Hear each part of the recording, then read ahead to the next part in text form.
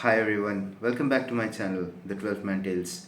So in this video we will review the Indian Test batting, how it fared in England and what is the situation going ahead for India. So we'll only review the batters and the wicketkeeper batters. We'll keep the all-rounders and the bowlers for the next later on sections. So let's start off with the opening bats, Yashasvi Jaiswal and KL Rahul.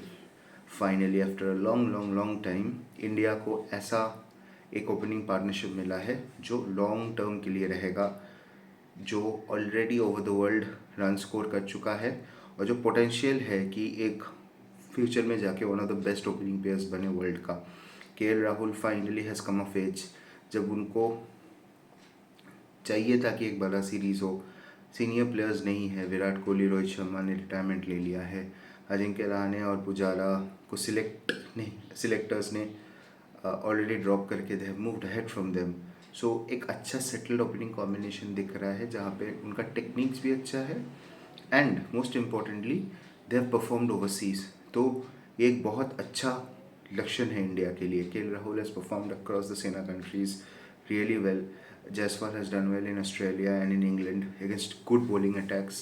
That augurs really well for the future. Biggest plus है कि left-hander right-hander combination है.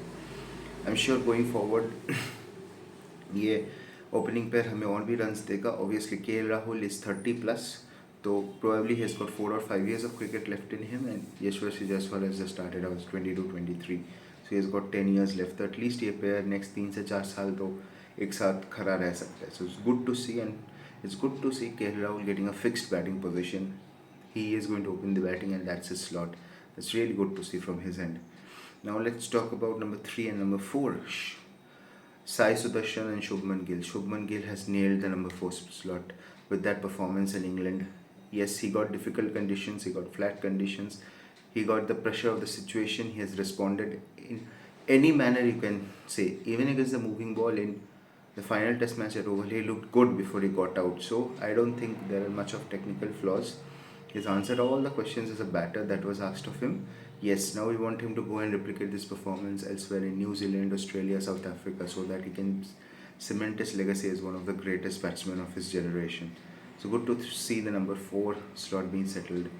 Number 3 is a big question mark ever since Cheteshwar Pujara retired. They tried Shubman Gill over there, they tried Hanuma Bihari, they tried many batsmen, but number 3 slot is still up for grabs. And the best bet right now looks like Sai Sudarshan. I know doesn't have a great first class record, average of 40, which is unheard of if you're an Indian batter, but the pure technique and the calm that he brings to the crease makes him a great number 3. He has got a good innings in India under a bit of pressure in the 4th test match. After that he tapered off, but that's okay. I think he's going to be given more chances, and my prediction is that he will eventually permanently seal his slot at number 3. That's really good from an Indian point of view.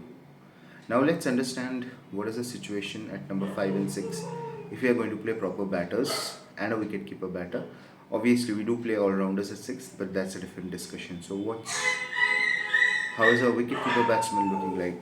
Rishabh Pant, I think the best wicketkeeper batsman in the world right now, hands down. Scores runs across the globe, keeping is absolutely fine on turning pitches, on pitches where the ball is seaming. In terms of strategy, in terms of chirping and breaking the concentration of the batsman, he's great as well. He gives valuable advice. His DRS percentage is also pretty high, so he's the kind of keeper you want. And with the bat, I think he's one of the greatest India has ever produced, or the world has ever seen in this format. He's clearly gone past Mahendra Singh Dhoni for sure.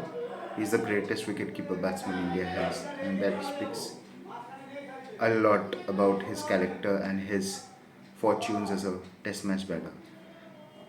In case Rishabh Pant gets injured, who is the replacement? The replacement is Dhruv Jurel, another good keeper batsman. Already played an impactful innings when he started out in Ranchi, if I remember correctly, last year when England was here. His only bad luck is that Rishabh Pant is playing in the same generation, so he might not get so many chances as a wicketkeeper batter. But trust me, he's so good that if you fit him in any other test match side, probably he will make it. He will definitely make it to the Australian test match side. He will make it to the English test match side for sure. I think he's a better keeper batsman than Jamie Smith. Now, a lot of people will give me flack for this, but I think Jamie Smith has a technical flaw if the ball starts moving. I know he's a very good batter. He takes on the bowling and tries to dominate them, but let's see how he does in Australia. There are some certain technical flaws against the moving ball. His feet doesn't move much. That's going to be a concern. But Dhruv, on the other hand, has a pure technique and he can score runs quickly. Unlucky for him, but lucky for India, we have got two wicketkeeper batsmen who can dominate the world. Now, let's talk about backups. Who are my backups? Who are my 1, 2, 3 in this slot? Who is the backup? I think if you can open, you can play number 3, and that has been proven a longer amount of time. The opposite might not be true, but we have got good replacements in Abhimanyu Ishwaran, who I think is one of the best openers. Unlucky not to get a debut so far for India, with so many injury concerns and things like that. Maybe because he doesn't play the IPL. I don't know, no clue. But he's a good opening batsman. He averages more than 50 in Indian first class cricket. So if you have to trust the first class system, this is the guy. So he's there as a backup. He's going to be there. What we need to do is find out young opening batsmen, let's say between the age of 20 to 25, who can play for a long time. The next Yashasvi Jaiswal or the next KL Rahul, who has the technique and the simplicity to open the batting for a long time. If you can find 2 or 3 like that, that would be great. I know there is a lot of talent in IPL, but first class cricket is something different. 1 or 2 such talents can come out. That is a bench strength area where we can strengthen. Numbers 3 and 4, who are our backups? Well, numbers 3 and 4, again I think the cupboard is bare in terms of backup over there. If Sai Sudarshan and let's say Shubman Gill gets injured, or Sai Sudarshan doesn't cement his place, who would be the number 3 and number 4? There are few names. Obviously, Devdutt Padikkal, immensely talented player, looks to score very decently as well as a good first class record. Got an opportunity, could not make the most out of it, but let's hope that he does well. Again, a young player, 25, 26, so a long future ahead of him. That's one option. Second option which India tried was Rajat Patidar at 4, but given his style of play, will number 3, number 4 be suited for him? I still have my doubts. He's probably much better at 5 and 6.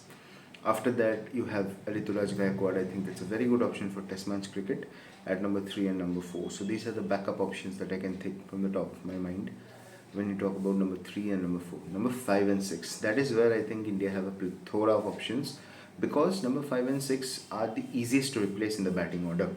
If you have been an opener, you can come at 5 and 6. That's my own personal theory, because if you can play the moving ball in a test match, you can play any position.